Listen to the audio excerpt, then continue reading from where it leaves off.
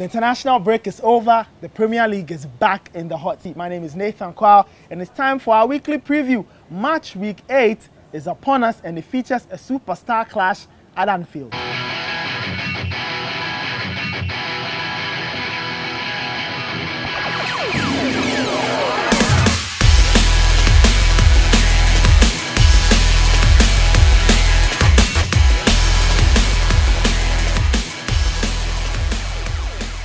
Benjamin Nketsia joins me. Ben, nice to have you back. All the international football is gone.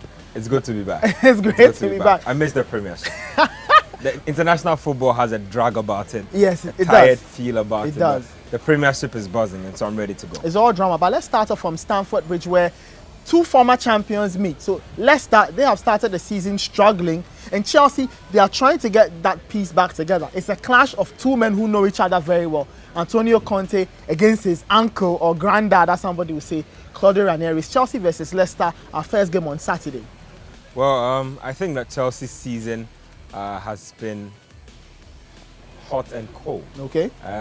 We saw in the earlier parts of the season the tactical genius of Antonio Conte, or at least his reactionary side, the side that could pull an inefficient player off the pitch and be able to inject a player onto the pitch to give him an instant result. And I feel that for Chelsea fans, it was refreshing. It gave them memories of what they had endured during the glorious Mourinho days, not the aftermath days. I mean, for Antonio Conte as a manager, he still does have a lot to prove, but I feel that he's laid out his cards in front of Roman Abramovich and says, hey, look, the team that I inherited is not even half as good as I thought it is. And if you believe what's going out there, he's going to get as many as 6 new players in maybe come the January transfer window. They might not come as thick and fast as 6 maybe in just one window, but you get the sense that they're about to be major makeovers in this. I certainly think that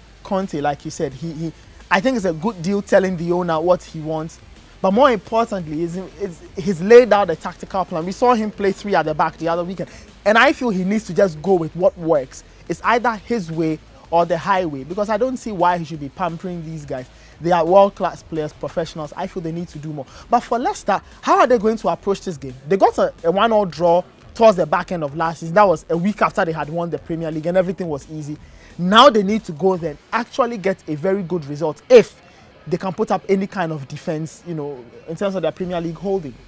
Well, I think that for Leicester City, the international break would have benefited them, and they are one of the few sides who would have been happy to see that international break, because it gives them an opportunity to step back and also evaluate what they did during the transfer window and during the first 7 games of the new season. And it's not been as gloomy as people are trying to make it sound. I know that, being defending champions, people expect that Leicester City would have been at least 5 games, or would have won their first 5 games on the bounce just to set the champions marker. But at the beginning of last season, or at least after 7 games into last season, they were still just about figuring out. Of course, their form hadn't really been crystallized. We all know that this part of the season is where managers have probably figured out what to do with their team, who is fit for their team, who should be taking the backbencher, who is good enough in crunch moments and stuff like that.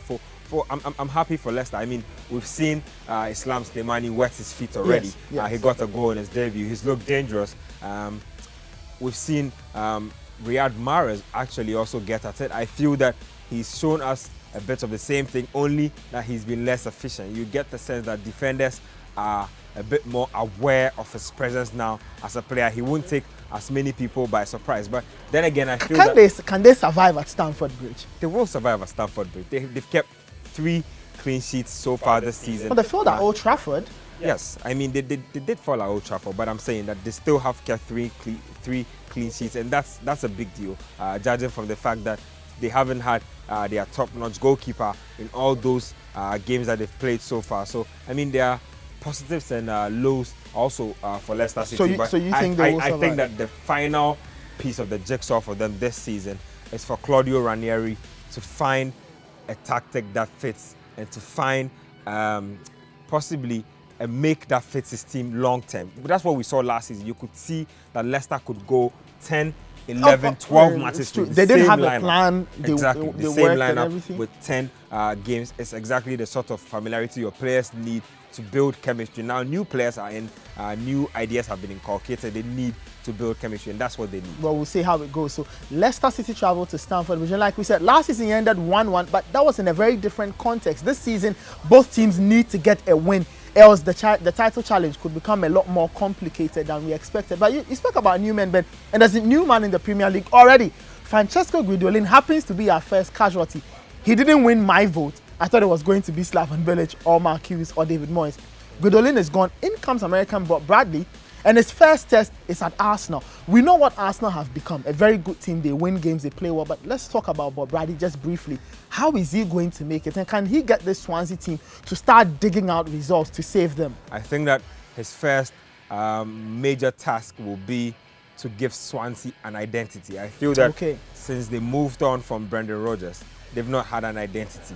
They managed to claw draws here, wins here, and the defeats have come in droves. They've gone on 5-game skits, they've gone on 6-game skits, and you just know that this is a team that do not show you what they are made of. I mean, opponents just come in and impose themselves on Swansea. That's basically what it is true that you've mentioned that, because after Brendan Rodgers, we couldn't tell whether or not they were a passing side or they were direct. It was a very funny mix, and they always put up the odd performance when a big team came to town on when they had to win. But apart from that, it was very dry football, very directionless football. But against Arsenal at the Emirates, they have to figure out a formula, else Arsenal can run riot. Exactly, and talking about figuring out a formula, Bob Bradley brings a very traditional formula in the 4-4-2 system. These days, like if you believe what the tacticians say, they say that the 4-4-2 can be as exciting as a Ronaldinho, or can be as boring as maybe a Tony Adams in a system. But that's what they say these days. He can move and merge the formations around, but how adept is he tactically? When you move your formations around, anybody can start out telling his players to go out and play this shape and switch it up to anything else. How much does the manager himself understand the dynamics of what he's doing? How much does the Premiership understand the 4-4-2 system these days, and how efficient is it? I mean, he can take a leaf out of the book of Claudio Ranieri and say, oh, the Swansea manager did it last season and they fetched the side a trophy.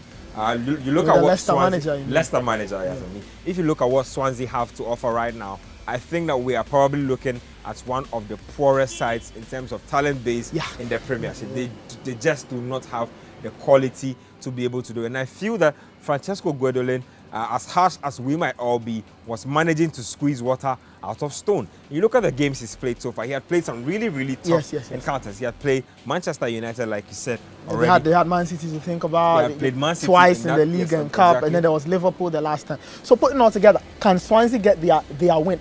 It's difficult to tell. It looks like Arsenal are favourites. Watch this space. I do not want to be like one sounding out the death knell early, but I do not think that Bob Bradley has what it takes to survive in the Premiership. He might be able to take them over a certain spell of time, might be able to give them some stability, but I do feel that the Premiership as it stands now is too ruthless for the Americans. So the Gunners probably will be blowing Swansea away at the Emirates. You're still watching the Premier League preview. We're looking ahead to the next match round after the international break. But Ben, let's talk about the showstopper, the big one. Monday night at 7 is the old rivals, Liverpool taking on Manchester United at Anfield. It will be a fantastic encounter.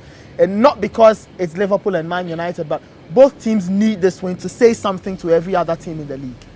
Well, for Liverpool, if you believe what the season story has told us so far, they are second on the table, joint top scorers in the Premiership so far, and they have 3 of their current attackers all scoring 3 goals. Talking about Sadio Mane on 3, Roberto Firmino on 3 goals, Philippe Coutinho also on 3 goals. Adam Lallana has also chipped in with a number of goals, and believe it or not, James Milner has chipped in with 4 goals playing at left back. So it's a team that is feeling harmonious. It's a team that is brimming with confidence, and if you believe what the players say, that confidence is generated primarily by the manager's belief in his players to go out there and play with freedom. So players embrace that hard work that he brings during the preseason, and then also the freedom that he gives them in real game situations. I do not think that his opponent at Old Trafford in the person of Jose Mourinho, who coaches Manchester United, has been able to give his players as much freedom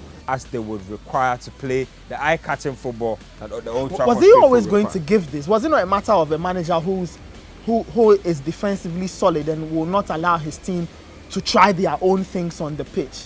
Well, then that is a direct conflict with regards to the number of players or the type of players that were brought in over the summer, because you bring in a player like Henrik Mkhitaryan and he is a creative midfielder, maestro. He will need freedom to work. He's not one who will usually function at 100% efficiency inside a boxed-in system. So you then want to question the manager's rationale or long-term motive if that was what he was seeking out in the first place. You bring out Zlatan Ibrahimovic. He loves the freedom as well. Exactly, but he has shown me that he can be a leader for this team. And I haven't seen too much of the Zlatan who usually used to throw his hands up in despair when his teammates miss chances or fail to find him with passes. So for Mourinho, I think that the learning process might be a little longer and a little more painful than Liverpool, who have a little less star power and a little more of players who are on the brink of breaking out. I feel that they have players who feel as if the overall success of the team now will benefit their individual success in the long term. All right, so Benjamin believes that Liverpool start as favourites. What do you think? Send us your comments in that little box just below the video. But we've got other games for you. There's a very interesting London derby between Crystal Palace and West Ham happening over the weekend as well. There's Middlesbrough versus Watford, and then there's Southampton taking on Burnley. All of these games happening live on Citi 97.3. We have you locked on air, online, and on Citi TV. My name is Nathan Quao. Enjoy the preview and enjoy the games that will be live for you this weekend.